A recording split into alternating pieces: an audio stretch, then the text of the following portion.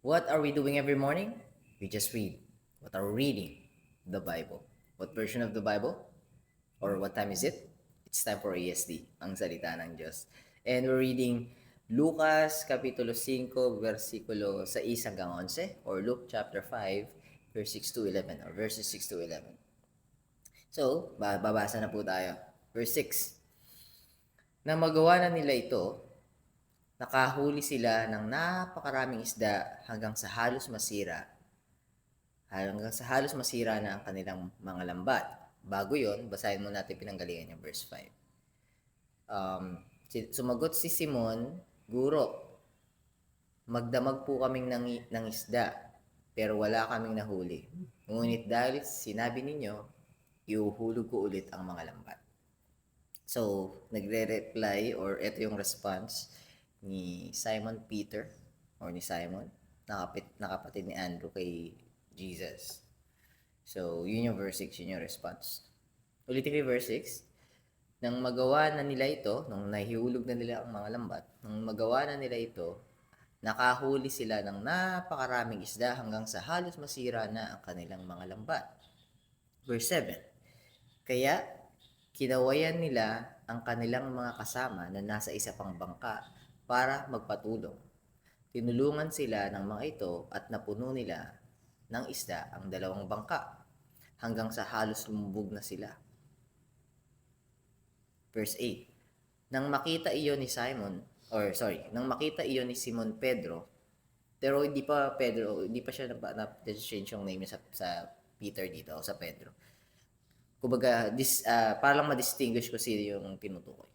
Nang makita iyon ni Simon Pedro, bow down, nagpatira pa siya sa paanan ni Jesus at sinabi, lumayo po kayo sa akin, Panginoon, dahil makasalanan ako. Tignan yun. Instead of self-confidence, instead of pride and ego and self-centeredness, yung response sa kay Jesus, nung nakita niya yung miraculous work ng Panginoon, ng Messiah, he bowed down. He humbled himself down. He surrendered. And he identified his identity. His current identity back here, na hindi pa niya alam na yung kausap niya yung Redeemer. But anyways, humility yung nakita ko. Humility. And a lot of those truthful, sincere, and genuine believers, those are the people, or those are the ones who've realized that they are a wretched sinner, unworthy, unrighteous, undeserving human being. And they've realized, oh, I'm going to hell. I am. And then they've encountered Jesus, our Lord and Savior, Jesus Christ. And they felt the unconditional love of God. Hence, they've surrendered. All right, Lord, it's time. Before, in the past, I thought it was me. But it's time. It has to be you. It has to be you. All right, verse 9 po tayo. Namangha siya't natakot, pati ang mga kasamahan niya dahil sa dami ng nahuli nila. Verse 10. Gayon din sina Santiago at Juan. Santiago, James. Juan, John. Gayon din sina Santiago at Juan, na mga anak ni Zebedee, na mga kasosyo ni Simon, o ni Simon. Mga kasama ni Simon sa pangingisda. Huwag kang matakot, sabi ni Jesus kay Simon, or kay Simon. Mula ngayon, hindi na isda ang uhulihin mo, kundi mga tao na. You'll not be a fisher of fish, you'll become a fisher of men. Verse 11. Nang maidaong na nila ang kanilang mga bangka, iniwan nila ang lahat at sumunod kay Jesus. Kung mapapansin nyo rito, hindi specifically sinabi, iniwan ni Simon, ni Juan, at ni Santiago, but nila. So, at tinutukoy dito si Simon, pero nabanggit din si Santiago at si Juan. Pero yung last line, iniwan nila ang lahat at sumunod kay Jesus. Give up everything, the things that they've known. They've surrendered it. They just not they just not throw it away. They just leave it there and then follow Jesus. Sumunod kay Jesus. At isa dito is yung ang mga nakita ko ngayong araw is yung humility sa pagbabasa natin, yung humility, yung humbleness, surrenderedness, and God is not calling smart human being, wise human being. Not God or Lord Jesus Christ didn't call rich people, powerful people, credible people.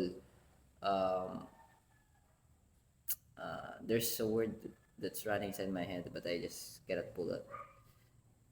It's on the tip of my tongue. Deserving people. Aside from that, people that are ready. Aside from that, I think I will be able to pull it up.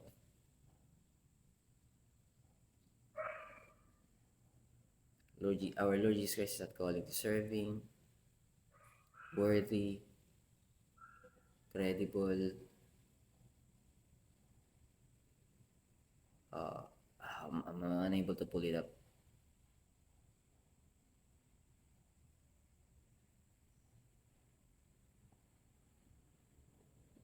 I can't pull it up, but I think you get what I mean.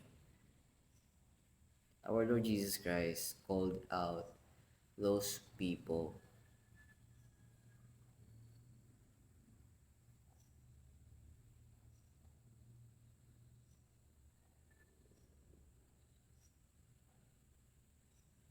I'm still thinking about the word. Still thinking about the word. Even in Tagalog, I cannot pull it up.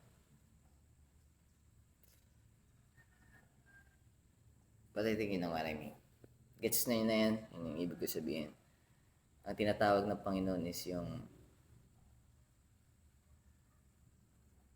hindi ready. Yung mga tinatawag niya is yung alam mo yun, yung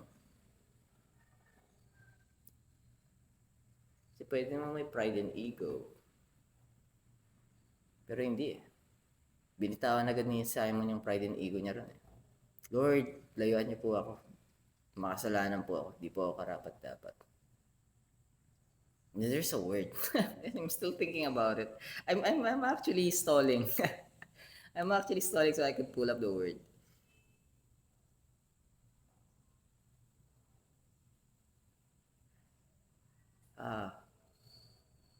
How about that? I forgot. But anyways, hindi ko na pahabain ito. Fisherman, this is the first part.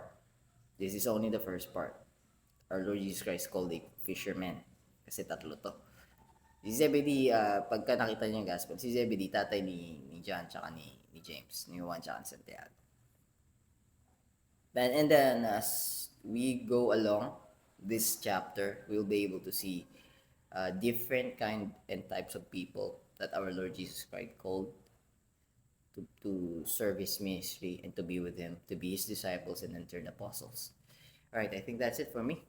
And just remember humility, and then acceptance, and then pride and ego thrown away, and people being called out by God, people who's not ready, people who's not capable.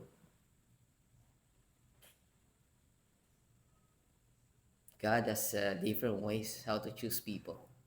That's our Lord God's way on how to choose people is different on how people choose people. Yung pa isa pa sa mga takeaways. And there's a lot. So, I think I have to let you go. So God bless you guys. Keep safe. I'll be seeing you tomorrow. Bye for now.